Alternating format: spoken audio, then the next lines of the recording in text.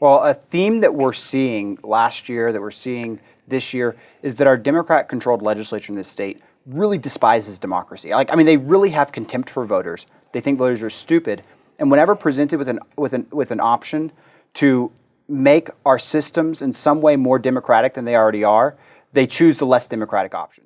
Election day came and went, and well, a lot of things we kind of hoped would pass got killed. To discuss it, Ben Murrey from our Fiscal Policy Center.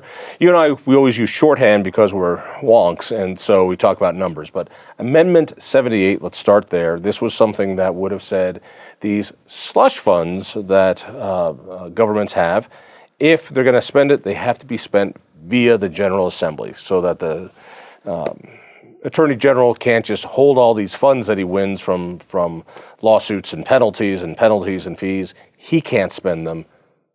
Our elected officials have to spend them. You'd think this would pass. This seemed like a pretty reasonable thing to do. It got killed. Why? I think a lot of that is just that it's complicated, right? It's a complicated issue. I don't even exactly know what all custodial funds entail. Could you tell me exactly what funds are custodial funds?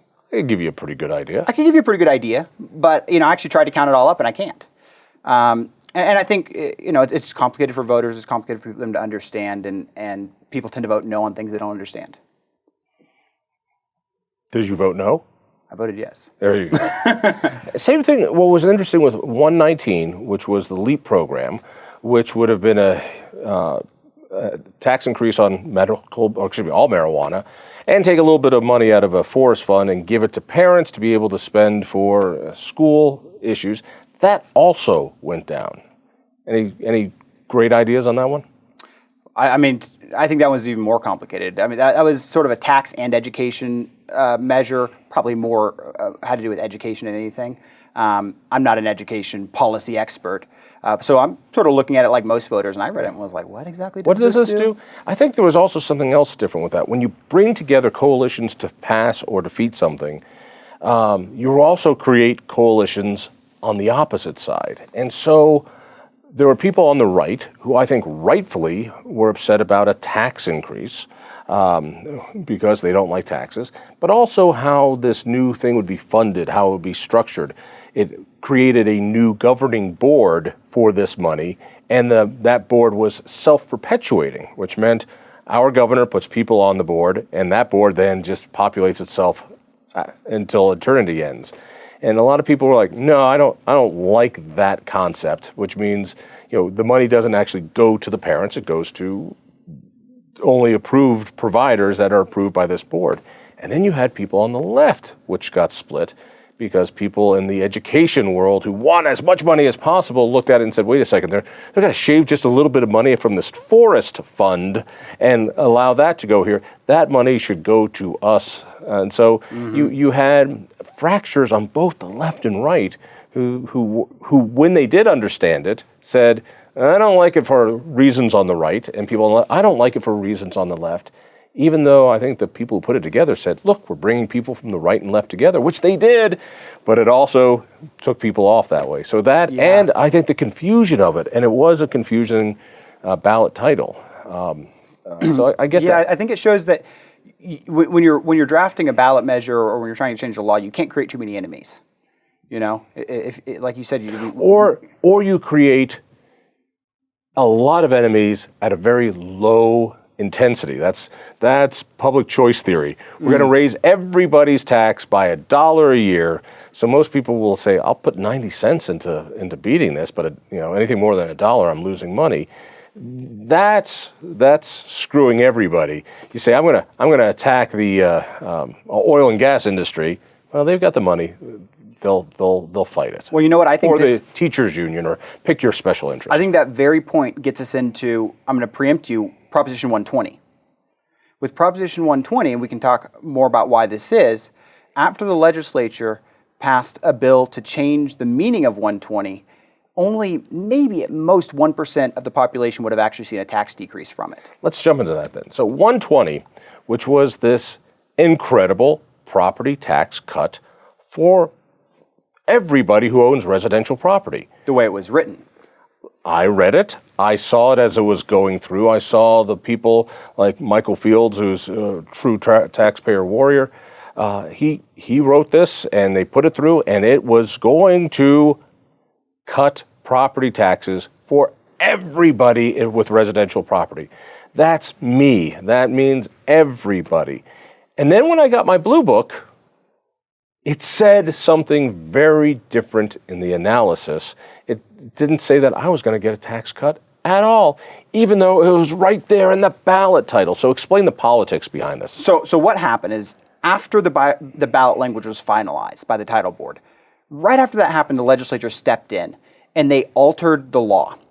Now, what they did specifically is what most Coloradans probably know, and probably frankly still believe to be true, is we have two types of property in Colorado, residential and non-residential. There are some other smaller ones like oil and gas. It's a little unique. But generally, we have residential and non-residential. The legislature came in after the ballot language was already written and divided those into 7 different subclassifications. Now, because let me see if I got it. We had 2 classifications. Mm-hmm.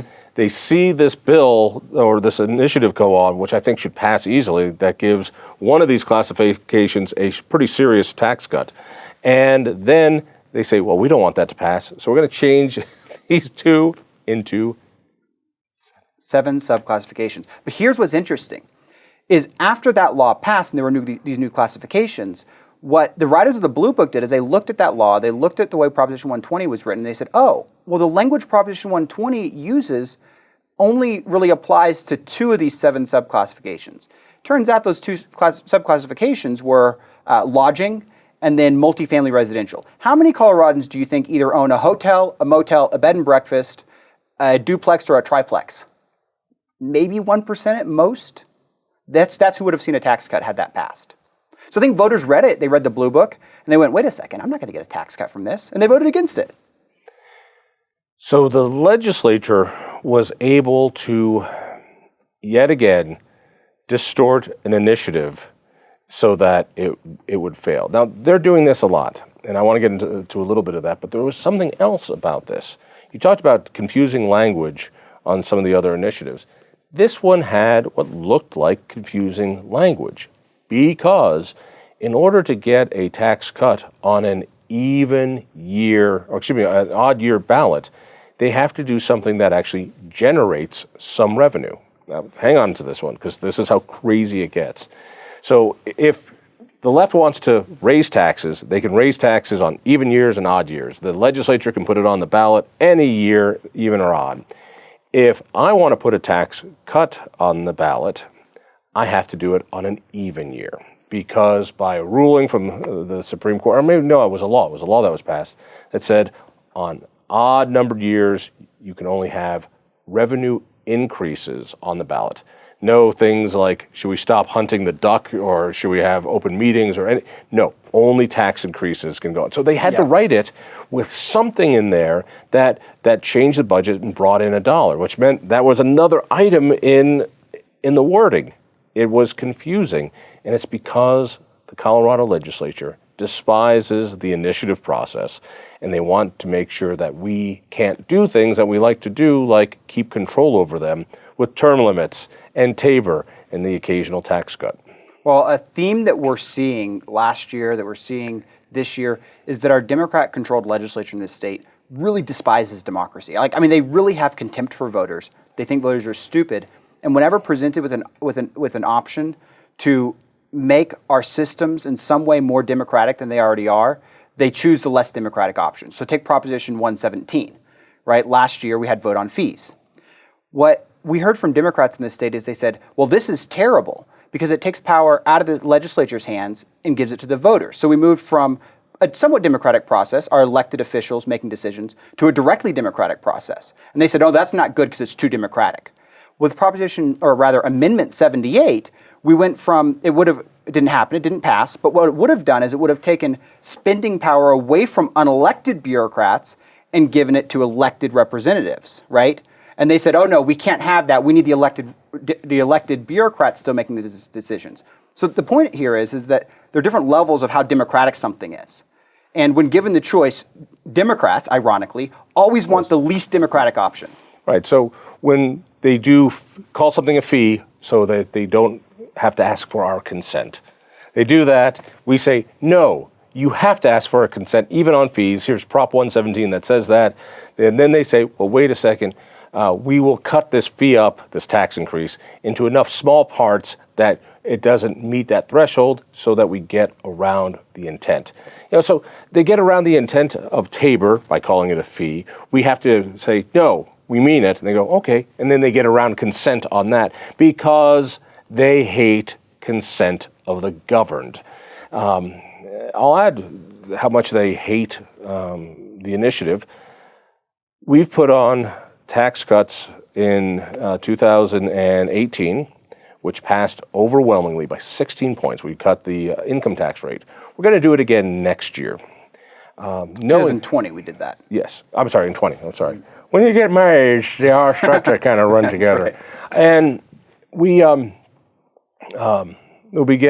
be something on the 2020 ballot, assuming our petitioning is successful, which I'm pretty sure it will be. Anything after that, they've already passed a law saying there needs to be this Surgeon General's warning in front of any tax reduction. Voting for the following tax cut on this ballot will cause birth defects in unborn children. Mm-hmm. So they put that on there. And they did it because they don't want us to have a vote. They want to scare voters out of voting for a tax cut. That's right. And the bill you're talking about is actually misleading on its face, right? It requires that you say things like education will be cut if the tax cut's adopted. It's not necessarily true. It's up to the legislature to decide if anything is where be money cut. goes. Right. First of all, it doesn't mean that there will be a cut, because sometimes that cut just takes away what's going to be refunded in a Tabor that's refund. Right. And that's what we've seen with our recent tax cut as well. So the hatred of the voter is getting so arrogant that if people understood what's going on, they wouldn't elect a single one of these guys back into office. It is truly, truly insulting. They get around the will of the people each and every time, and we keep changing. We keep passing our own initiatives trying to get them to stop, and they won't. I've never in my 30 years seen such arrogance, such incredible hubris. But they think it's not going to cost them. I think it might. I think if the Virginia election results are any indication, Democrats across the country are in for some trouble in 2022. So expect this next legislative session to be even more brazen than the last. And we'll leave it there. Ben, thanks. Absolutely. If you enjoyed that conversation, by all means, click one of these other great programs. We have the best conversations with the most fascinating Coloradans. And subscribe to our channel. Just click down below and hit that little bell button too. You don't want to miss a single show.